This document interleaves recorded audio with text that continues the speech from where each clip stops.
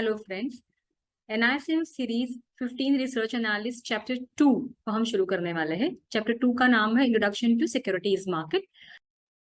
इस चैप्टर को हम दो पार्ट में डिवाइड करेंगे। इससे नहीं, in fact henceforth all chapters will be dividing into two parts.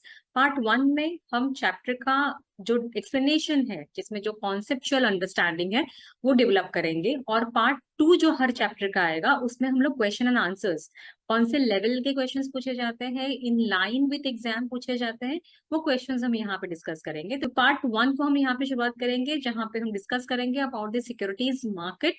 Basically security market क्या होता है और सिक्योरिटीज मार्केट में कौन से पार्टिसिपेंट्स होते हैं, उनके कॉम्पोनेंट्स क्या है, सिक्योरिटीज का मतलब क्या होता है, तो उसके बारे में एक्सप्लेनेशन जो है वो SCRA में दिया गया है, सिक्योरिटीज कॉन्ट्रैक्ट रेगुलेशन एक्ट 1956। यहाँ पे बताया गया है कि सिक्योरिटीज कौन से होते हैं या कौन से फिनेंशियल इंस्ट्रूमेंट्स को हम सिक्योरिटीज कहेंगे।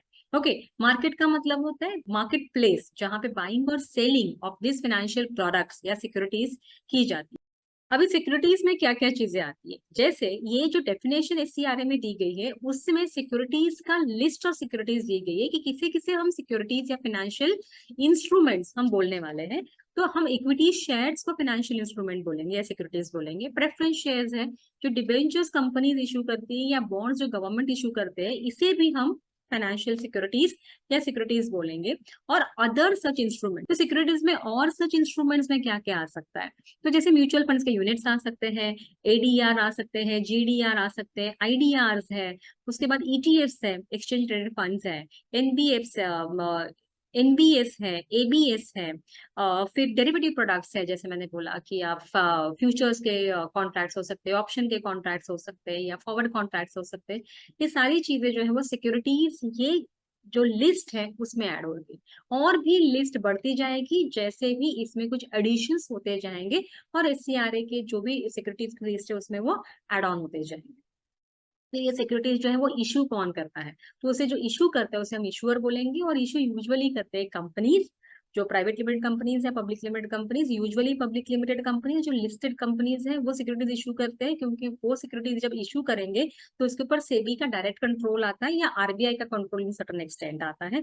और काफी सारे रेगुलेटरी बॉडीज है जो ये सिक्योरिटीज जब इशू होती है तो कंपनीज के ऊपर उसका कंट्रोल करते हैं। तो फाइनेंशियल इंस्टीट्यूशंस में कौन कौन आते हैं, तो फाइनेंशियल इंस्टीट्यूशंस में इंश्योरेंस कंपनीज आ सकती है, म्यूचुअल फंड्स हो सकते हैं, स्टेट फाइनेंशियल कॉर्पोरेशन हो सकते हैं, रिटेल एंड कमर्शियल बैंक्स है, इन्वेस्टमेंट बैंक्स है, लोन जैसे लोन एसोसिएशन है, जैसे आप बोल सकते हैं कि PNB हाउसिंग है या HDFC है, ये सारे फाइनेंशियल इंस्टीट्यूशंस में आते हैं। गवर्नमेंट को पैसे की जरूरत पड़ती है, तो ऑफ कोर्स गवर्नमेंट को वेलफेयर एक्टिविटीज करने के लिए पैसे की जरूरत पड़ती है।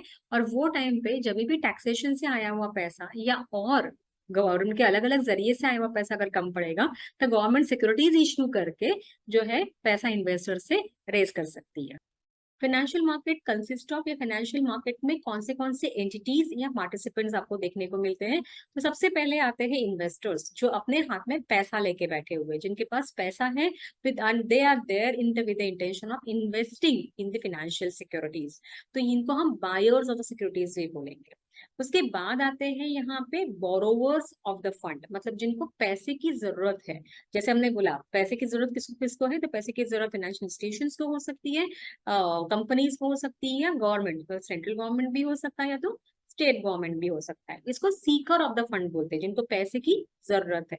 और यही लोग है या यही एंटिटीज है जो सिक्योरिटीज सेल करती है।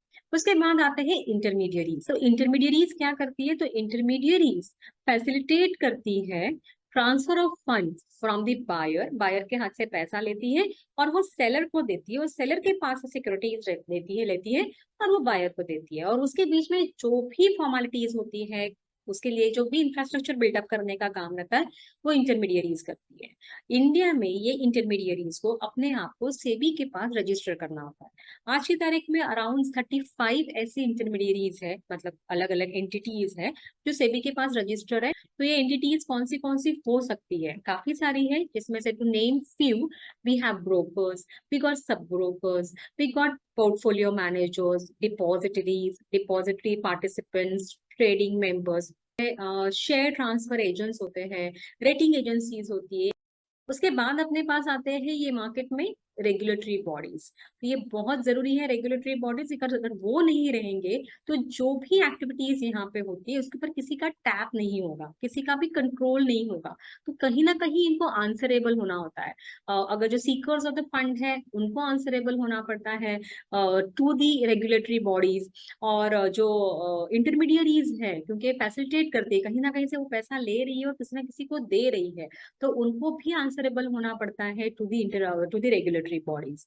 अगर वो रहेंगे तभी जाके जो इन्वेस्टर है जिन्होंने पैसा दिया हुआ है कंपनीज को, उनका पैसा प्रोटेक्टेड रहेगा, उनका इंटरेस्ट प्रोटेक्टेड रहेगा, और हमें इन्वेस्टर्स ये मार्केट में दिखेंगे।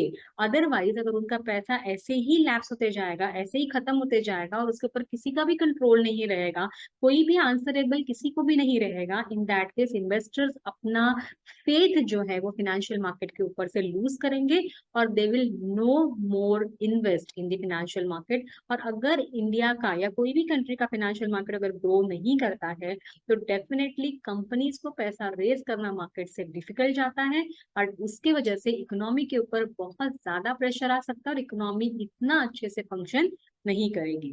तो क्योंकि इंडिया का जो रेगुलेटरी बॉडीज है, जो सेबी है, या उसके साथ जो भी अलग अलग एक्ट्स बने हुए हैं, जैसे डिपॉजिटरीज एक्ट है या सीआरए है या कंपनीज एक्ट है, और at the same time SEBI act है, ये जो भी रूल्स एंड रेगुलेशंस बना रहे हैं ये इंटरमीडियरीज के ऊपर और बोरोवर्स के ऊपर, उसकी वजह से हमारा एक कंप्लीट मार्केट जो है वो एक अच्छे स्मूथ लाइन में चलता है। At the same time investors का इंटरेस्ट भी है यहाँ पे बना रहता है। तो टाइप्स ऑफ इन्वेस्टर्स अगर हम देखेंगे तो हमारे पास रिटेल इन्वेस्टर्स हैं जिनके रिटेल